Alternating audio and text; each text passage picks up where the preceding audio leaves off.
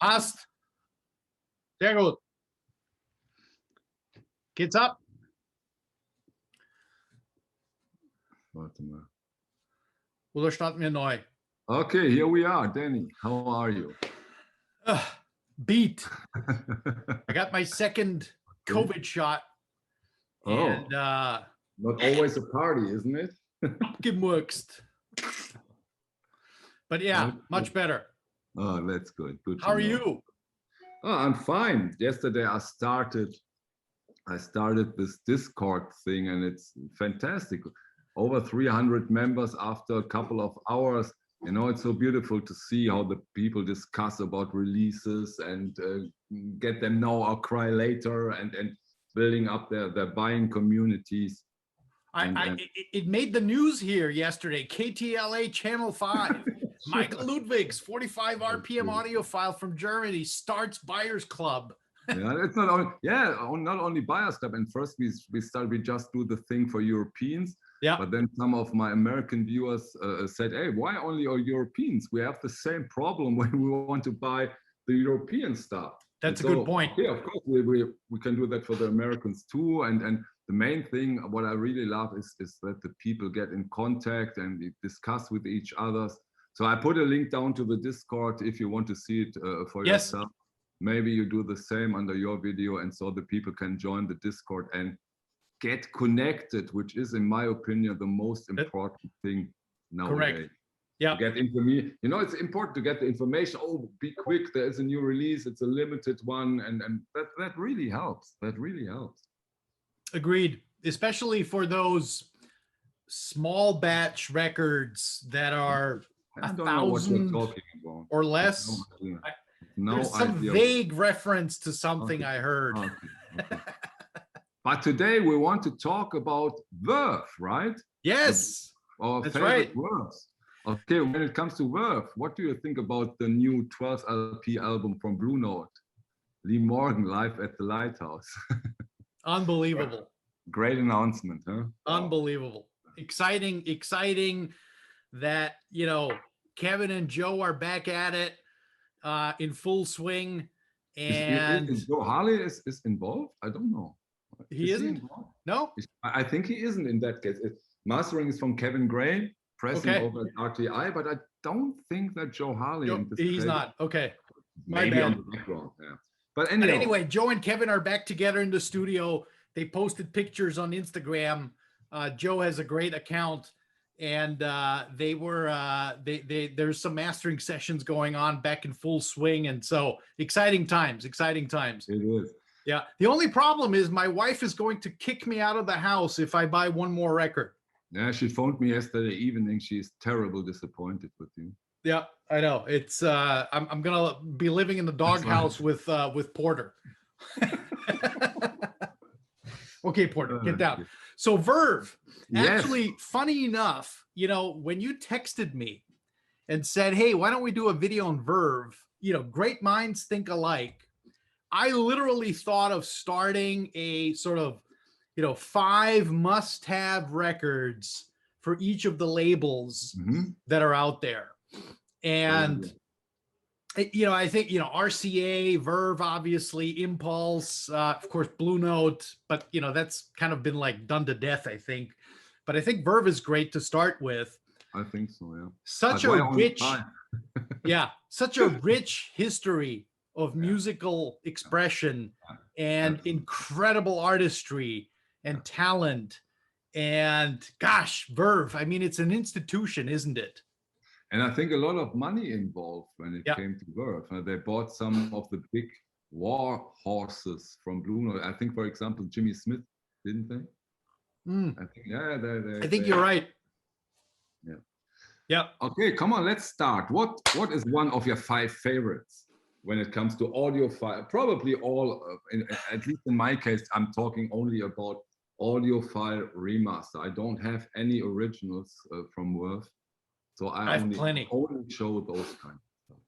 Here's the thing on original Verves. I have a lot. I love Verve records. I collect quite a few of them. The problem with Verve originals was that Verve was never positioned as a high-end label. Okay. And so the music, while it's phenomenal, the artists, while they're incredible, the pressing quality on Verve has never been fantastic. And so it is very common, you know, to find very noisy Verve records, a lot of pressing defects. I don't know which pressing plants they used. You know, Michael Fremer is an expert on that. He's like the walking encyclopedia. But Verve is hit and miss. You kind of really have to do some digging to find some good original. Not when it comes to the audiophile remasters. I have well, to say. there you go. There's the value add. So what's my favorite? Let me start with one that's absolutely incredible. That was done by none other than my good friend Ying Tan from ORG, and it is of course Getz Au Go Go. Cool. And this is the new Stan Getz Quartet featuring Astrud Gilberto. Gatefold with nice session photos. Beautiful. This is a live record, double 45 RPM, pressed at Palace, our favorite pressing plant. Available at the moment, or hard to get one? You know, it's not in print anymore, but it's not expensive either. So if you do some digging, stuff also it tends to come back from time to time. Those org releases, they are not limited in the strict sense, I think. Correct. Beautiful live. It's very rich in tone, great acoustics. It's a very intimate performance. It's fantastic. It's definitely a must-have. I have an original, and the reissue is quite a bit better than the original. And of course, the beautiful cover art and the session photos. It's fantastic. It's a wonderful, wonderful record. Okay, my first choice here is from a German label, Speaker's Corner, and I'm so happy. Never heard of them. It's in German. It doesn't matter. It's from Ella Fitzgerald, and here sings the Duke Ellington Songbook. Ah, yes. Beautiful box set with I think on 4 vinyls, 4 records. Great job from Speaker's Corner, although very hard to get and quite pricey nowadays. So let's hope for the best, that we see this beautiful release in the daylight again. I think nowadays you have to pay at least around 300 euros for a good condition box set, which is how much? Around 300 euros. Wow. Danny, wake up! 2021. That's crazy. 300. Wow. The prices are skyrocketing. It's unbelievable. Yeah, but it's a great release. Isn't it amazing? I mean, who would have thought when that record came out in, 62, 63, 64, that, 60 years from now, you're going to be paying, 100-fold of the record what you paid for. I mean, it's crazy. And that's why it's, and that two strange guys sit there and talks about that via 2 computers. Come on, Danny, next choice. So since you mentioned Speaker's Corner, of course, and since you mentioned a box set, I have one too from Speaker's Corner. And this is the George and Ira Gershwin songbook from Ella.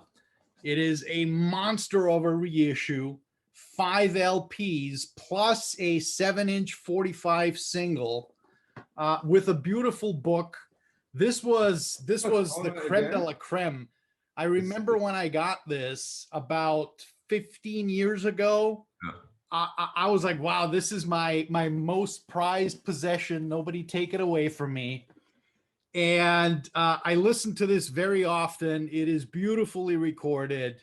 It is a beautiful record set, I should say. And did I get you right that it's Speaker's Corner again? Yes. Cool. Yep. Speaker's Corner. Yep. long out of print. Yeah. About the same as your box set, about 300 euros online maybe now. Even more. Maybe even more. more. Yeah, you're right. Maybe more. I will look at it immediately after our video. It's beautiful. Yeah, it is. Yes. Incidentally, I also have test pressings of this entire set. Okay. One of these days we should do a video on test pressings. That's a whole different. I only have 2. It's a whole different conversation. But yeah, beautiful. You should get this. Really, yeah, it is beautiful. And sounds brilliant. Oh, let me guess. Sounds amazing. I mean, you know, the gorgeous panoramic sound, enormous sound stage. You know, Ella. I mean, it's just fantastic, fantastic, beautiful. My next choice, I don't know. You have done a video about 5 hi-fi or audiophile recordings to set up your hi-fi, I think. Yes. And I've put out in Verve double 45 RPM from Analog Productions, which I don't know if you have, I don't remember, but if I do ever such a video, this one will be in it. Ah. And we're talking about the Oscar Peterson trio, We Get Request. Of course. Damn glare here. But this is a fantastic recording, isn't it? It sounds unbelievable. What's so striking with this release is the sound stage, I think. The sound stage is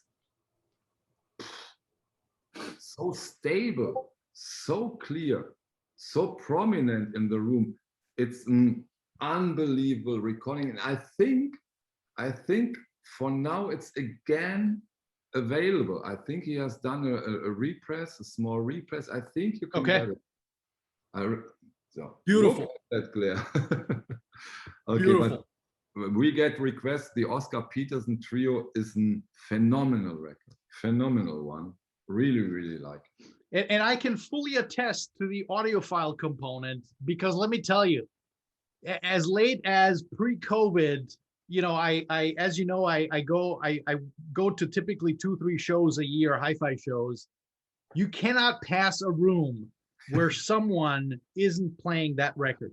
Yeah, for a good reason in this case. Yeah, huh? For a good reason. Yeah, it's definitely a great, one of the finest sounding Verve records out there, without a doubt, without a doubt. Speaking with fine sounds, maybe not quite to that level. Mm-hmm. But nonetheless important is, of course, Nina Simone, Pastel Blues. Yes. Is it Verve? Is it Verve? Yeah. Yeah. Isn't it Philips? Verve. Well, Verve here in the US. Okay. I think in Europe it has been Philips. Philips. Okay. Interesting.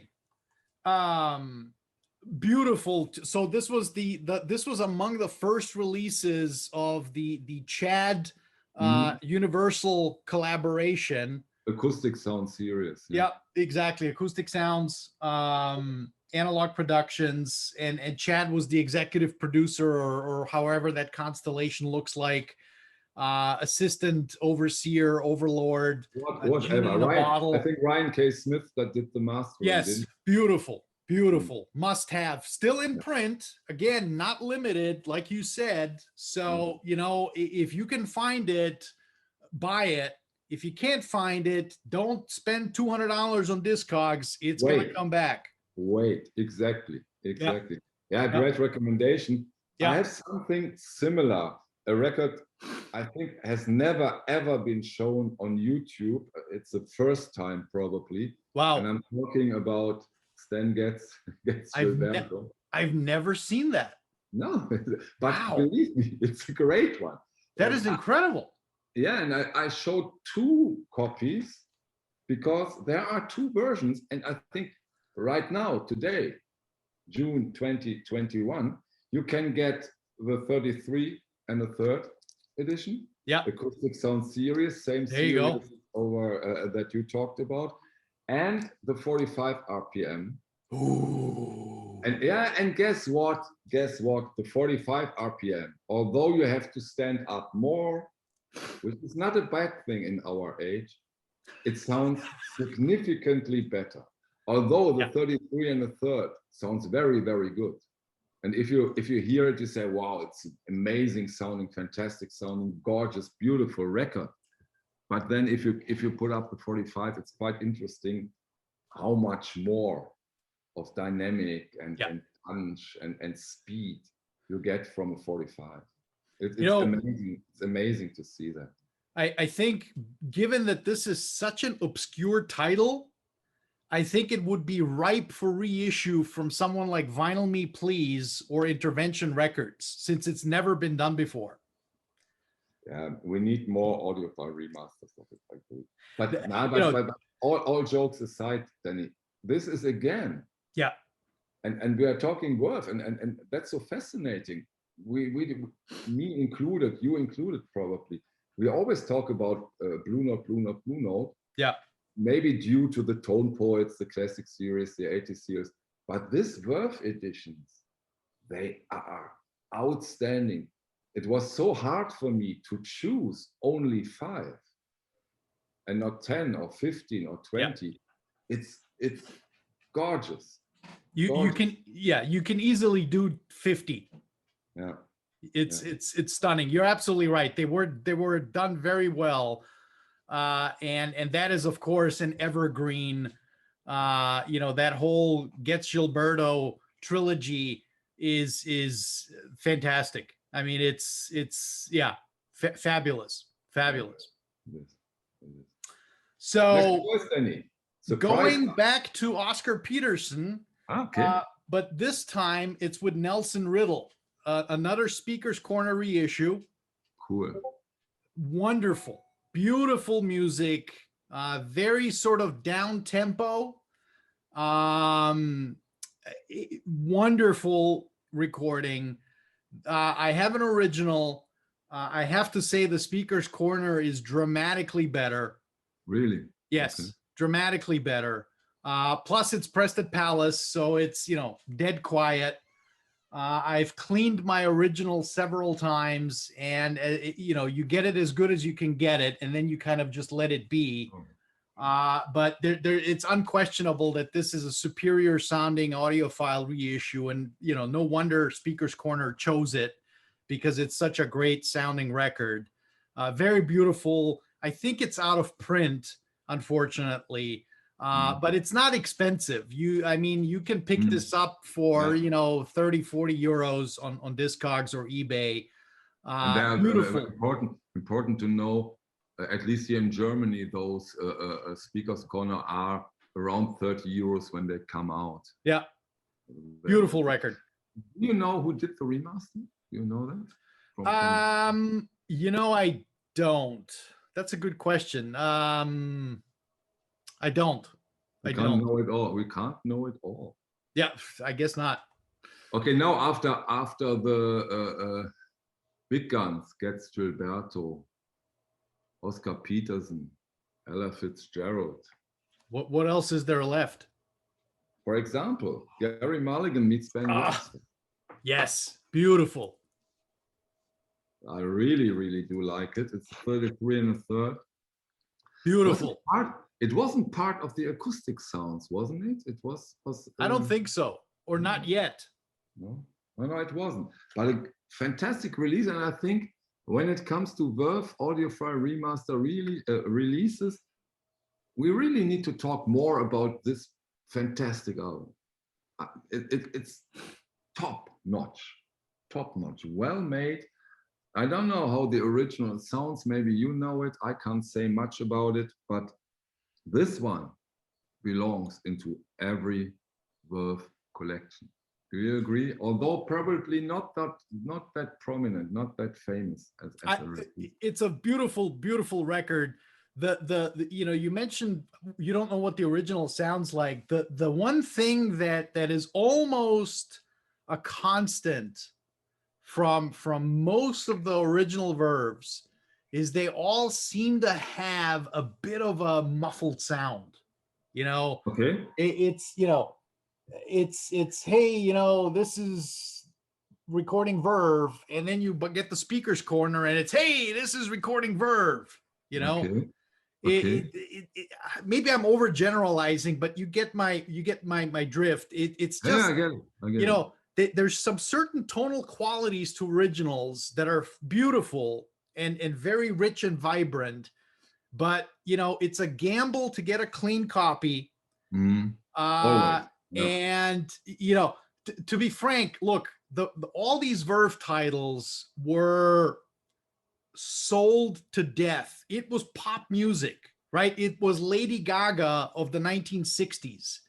Everybody had a copy, and so they were played to death. You know, it's so funny. You can easily tell. You look at the spindle marks. That's so terrible with the people in that time. They really listened to their records. I know, right? And they didn't care about what they sounded like or how they treated them. You know, it wasn't, you know, they didn't have the fancy covers. They didn't have the polylined inner sleeve. You know, it was, you know, here's the new, you know, Stan Getz. Here's the new, you know, yeah, of course. Bill Evans, whatever. Boom, throw it on the record player. Let's play music. Let's have a cocktail. Let's dance. That's right. That's right. So my last choice for today, we could have taken 10, or maybe we should have taken, or we do a part 2, is one of my best sounding records. Okay. When, you know, I bought it, maybe even I bought it as a completionist, and then I put it on the turntable, and I said, what? What is it? How is that even possible? And talking about Ella and Lewis, this is unbelievable. When Ella mimics the voice of Lewis on one of these songs, it's stunning. It's stunning. Yeah. One of my favorites of the complete Verve series, to say the least. It has been. It is. For a long time it has been out of print. Yeah. Of course, ridiculously priced, and then Chad put it back on the press, and then you get your copies. I don't know if it's still available, but it will be back. And once more, I have to learn this lesson hard. Sometimes you have to wait. Sometimes you just need the information. This is limited, so you have to swallow the high prices, and this is not limited. Yeah. Those are not limited. Yeah. He puts them back. He puts them back on the press, and sometimes just wait. And this is worth your while. This is worth your money. This is unbelievable. You have that too, then? Of course, yeah, of course. Very important. Yeah, great. It's a stablemate in any collection. I think it's one of those. You know, it's like the top 5 list of, you know, 5 records, 10 records to start your collection with. Yes. You know. Yeah, of course. Totally agree. You can't go wrong with that pressing. And if that pressing doesn't sound good on your system, invest or spend time into room acoustic. Yeah. Yeah. Or get new equipment that sounds good. Most of the people have good sounding equipment. It's often more a question of the room acoustic. That is very true. That is very true. Please move your speakers away from the wall. Away from the wall. Yeah. It's the #1 thing. Very In fact, important. I'm going to be doing a video, you know, 5 things you can do for free. Yeah. And they really do a lot. They really do a lot. I've spent some time now with room acoustic, and the effect is... Oh, it's dramatic. Dramatic. Yeah. Dramatic. Yeah. So my last Verve, which, you know, I'm purposely ending with, is the 60th anniversary box set. Danny. Yeah. Which it's cut from digital. I you know, obviously cut from digital. But most of the best ofs are, of course. Imagine all those titles. Splicing forget it. Not going to happen. Yeah. But sounds absolutely fantastic, and it's beautiful. There's you know, so many different songs on here, so many different artists on here. Everybody who we just talked about and 15 others that we haven't talked about are all on here. Preston Palace, Dead Quiet. On what label? Was it Verve itself? Yes, Verve University. Yeah, Verve. Yep. Yep. When does it came out? 2016? You know, this I think came, 16. yeah, it must have, yeah, correct. 2016, yes, because 60-year anniversary. I don't know if this is still in print. I doubt it. On the other hand, I doubt that this is expensive. Me too, yeah. Generally, these greatest hits, box sets cut from digital, etc., are not very desirable from a collector's perspective.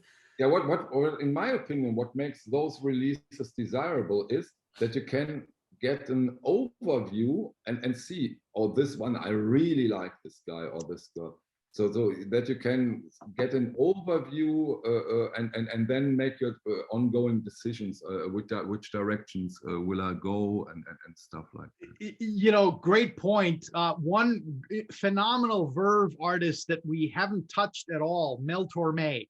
Yeah, unbelievable, right? His voice, oh my God, to die for, right? So there's a couple of cuts. Are there audiophile remasters from Mel Torme? Oh yeah, yes. No? Oh yeah, yes, yes, definitely. Again, Speaker's Corner, or who did those? Yeah, I think Speaker's Corner did a couple. Speakers. But not Analog Productions, I think. No, not Analog Productions. And you know, the original Mel Torme's sound actually pretty good. Okay. Yeah.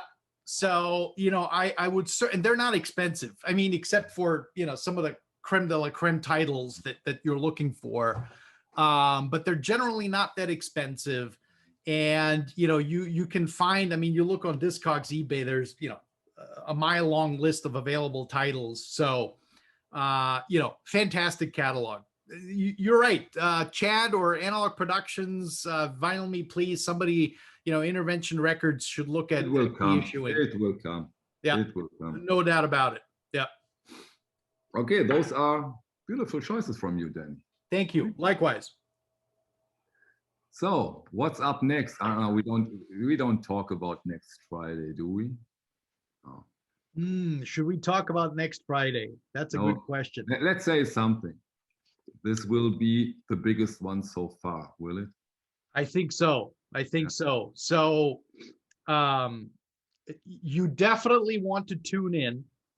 We're going to publish this, what, on Saturday, I think? On Saturday, yeah, on Saturday. Yeah. Saturday is today. Yeah. It's a one-on-one, 3-on-1 session with a mastering engineer that you're guaranteed, if you're watching our channels, you're guaranteed to have his reissues in your collection. And yeah, it's going to be fantastic. Very exciting. I'm so excited. I'm so excited. No, I think it's going to be great to hear from a master himself how the process works, you know, of getting these, you know, 60-year-old tapes, 50-year-old tapes, and extracting the performance out of them that it sounds better than the original. Enough said. That's it. Bye. Awesome. Thank you. See you. We shall talk soon. Bye. See ya. Ciao. So, pausiert. Du auch? Moment. Keinen Augenblick. Stop.